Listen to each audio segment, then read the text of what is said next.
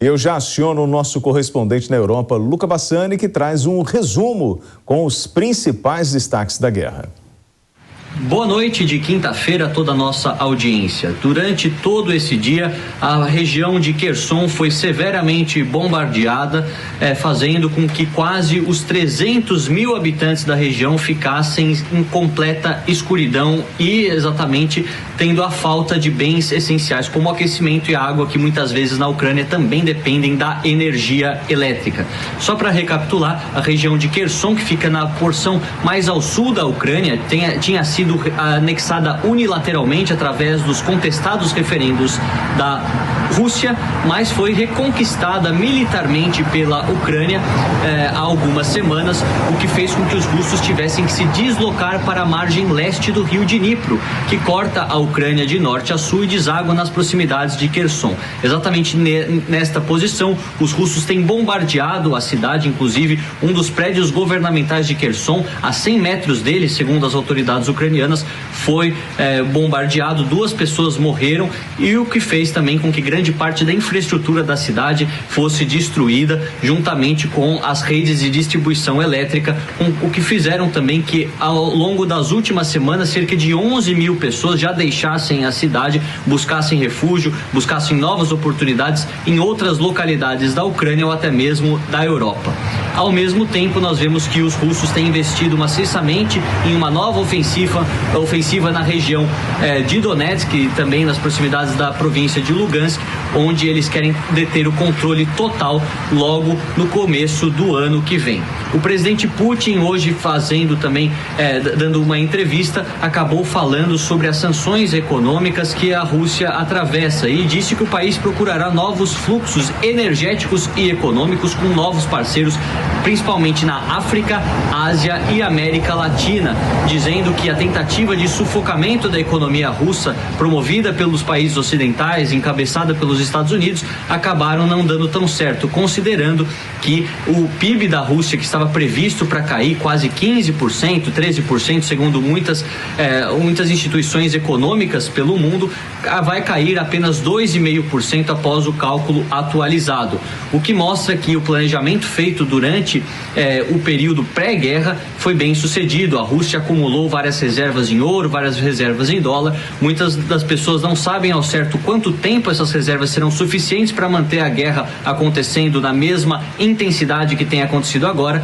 mas é claro que os russos saíram-se melhor do que muitos economistas previram neste ano de 2022 e muito se especula o que acontecerá no ano de 2023. O inverno continua rigoroso por grande parte da Europa e principalmente nas regiões ucranianas fronteiriças com a Rússia e também as regiões fronteiriças com a Bielorrússia, ao norte do país, onde provavelmente a população civil passará por momentos de muita adversidade até que seja resolvida essa batalha no campo diplomático ou militar. Todas as atualizações voltaremos sempre trazendo para nossa audiência em primeira mão. Luca Bassani, de Braga, em Portugal, para a Jovem Pan News.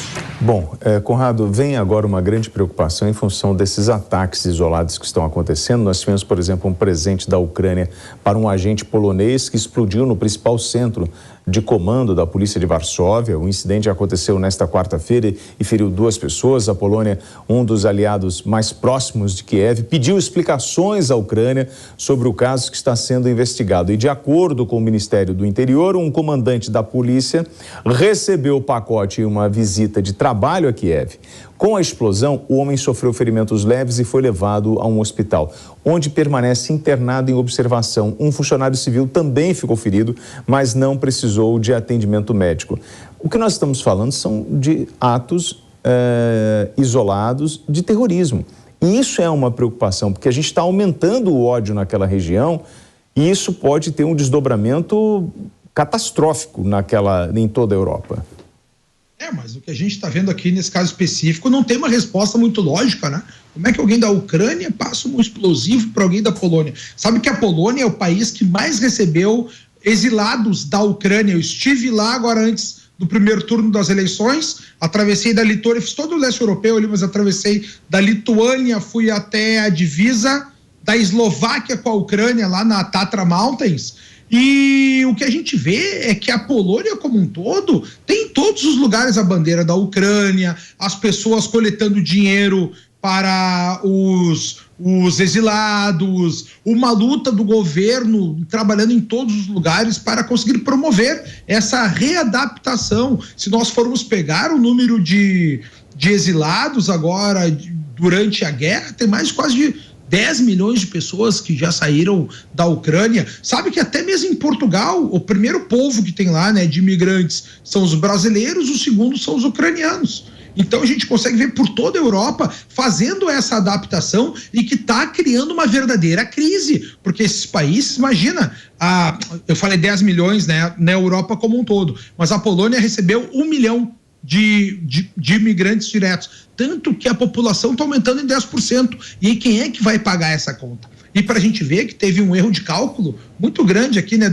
dos aliados contra a Rússia, falar, não, a Rússia vai ter uma queda do seu PIB de 15%. Foi um pouquinho mais de 10% disso, menos 2%, porque a Rússia permanece com as suas conexões, e isso é o que me preocupa, porque nessas conexões comerciais da Rússia com a China, por exemplo, quais são os principais componentes que a Rússia fornece? Ela fornece metais, minerais como um todo, e energia. Olha a potência que a China se torna no momento que tem acesso a mais matéria-prima e mais combustível para sua indústria. Por percalços de Covid, agora lá na China as coisas estão meio tumultuadas, mas imagine esse grande passo econômico que a China daria em oposição à Europa. A Europa, a gente está vendo uma crise energética gigantesca, a Alemanha está conseguindo agora se equilibrar um pouco no momento que ela acaba, né, mostrando ao mundo a sua hipocrisia energética, que começa a usar novamente carvão natural, combustível fóssil, começa a comprar cada vez mais energia nuclear, que eles diziam, não, nós não usamos mais energia nuclear na Alemanha. Compra energia nuclear da França. Tem uma grande hipocrisia que a gente está vendo acontecer. E a Alemanha chegou ao ponto de ter que escolher. Ou eles deixavam a energia para a população não passar tanto frio, ter mais facilidades e comodidades, ou deixar essa energia para a indústria, para que a recessão não fosse tão grande assim, William. Bom, falando em energia, a capital da Ucrânia continua lutando contra a escuridão parcial em algumas áreas da cidade, depois da sua infraestrutura de energia que foi alvo, né, de sucessivos ataques russos. Com a queda das temperaturas, os ataques com mísseis e drones interromperam o fornecimento de energia, de água e aquecimento de milhões de ucranianos em Kiev. Fernando Conrado. Nós estamos vendo aqui as retaliações russas. Bom, para a gente ter ideia, só para somar o que eu estava falando antes, agora a União Europeia acaba de passar um 9º pacote de sanções contra a Rússia. E a Rússia não está deixando por menos, né? Está deixando agora o povo, e é o general Inverno que está trabalhando a todo vapor. A gente sabe, dentro da análise histórica dos grandes conflitos no qual a Rússia já se meteu, ela sempre foi vitoriosa através do inverno. Um deles é quando Napoleão, né, atravessa as Ardenas, atravessa a Bélgica e se vai à Rússia, ali ele perece diante do inverno. A mesma coisa se dá na Batalha de Stalingrado, quando Hitler quebra o cessar-fogo e o pacto de não agressão com Stalin, vai invadir Stalingrado, ele toma um revés gigantesco, que é uma das causas do próprio fim da Segunda Guerra, também por causa do inverno, e agora a gente está vendo acontecer, porque um problema que a gente coloca aqui, o frio como um todo é abissal, mas o povo lá já está acostumado a isso, mas o problema, meus amigos, é congelar a água. E aí como é que as pessoas terão acesso à água? A higiene, a limpeza, hospitais, creches, então todo o transtorno que já é um terror, fato de sofrer ameaças, bomba, ataques, escuridão, frio, ainda ficar sem água. Isso sim é uma das principais perdas e, ao meu ver, o principal revés que a capital dos ucranianos pode sofrer nos próximos dias agora, William, já que a gente se aproxima a uma semana do inverno. Então, e aí existem duas possibilidades. Você gerar mais ódio e mais revolta, mais russofobia, né? Ou você ter justamente uma pressão em cima de Zelensky para um cessar-fogo, para abrir mão deste conflito, muito em função do sofrimento das pessoas. Essa pode ser uma grande arma para Putin, só que a gente não sabe o caminho que isso vai tomar, né? Sim, mas essas manifestações já estão acontecendo há tempos na Europa. Sim. As manifestações contra a guerra, exatamente pelas facilidades. Eu achei muito engraçado até essa grande hipocrisia que a gente tem dos representantes, por exemplo, do parlamento alemão. Tinha uma deputada ali que falava que era a favor que era contra a guerra, mas que o Putin tinha que sofrer, ter sanções. Um dia desses ela colocou que estava muito frio lá no seu gabinete, que ela já estava com 3 bolsas térmicas aquecidas e não conseguia dar conta porque não é autorizado a utilização do ar-condicionado acima dos 19 graus. Então vocês percebam que agora esse revés está tomando conta até mesmo daquelas pessoas que defendiam a guerra. Então, quando tem os próprios políticos que faziam toda essa pressão midiática, essa pressão política propriamente dita e também legislativa, porque vale a pena a gente lembrar que a Alemanha rasgou a sua lei que não autorizava eles fornecerem material bélico a países em conflito, a zonas de conflito, que estava desde a Segunda Guerra, eles rasgaram para poder lançar armas lá para a Ucrânia. Então agora a gente está vendo essa grande hipocrisia ficar cada vez mais exposta por toda a Europa, William.